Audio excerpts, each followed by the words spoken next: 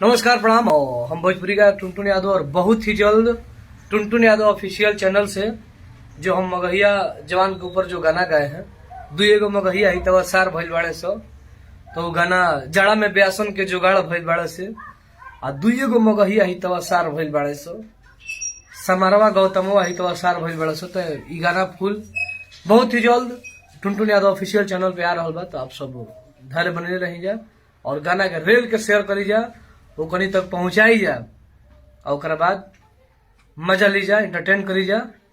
बस हमारी ये उद्देश्य बड़ो किसी कोई के दिल पर ठेस नहीं के पहुंचावे के, सिर्फ वही दोनों को दिल पर ठेस पहुंचावे के बा।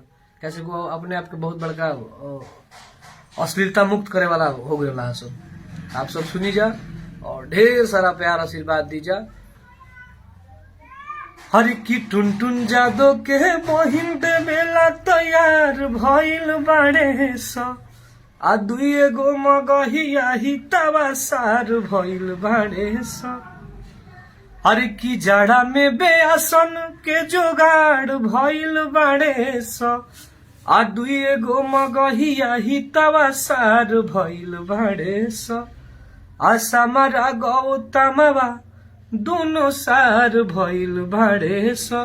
तो आप सब सुनिए और ये मेरा चैनल है टुनटुन यादव ब्लॉग्स। इस चैनल को ज्यादा से ज्यादा आप लोग सब्सक्राइब करिए। Love you. जय हो भोजपुरी समाज।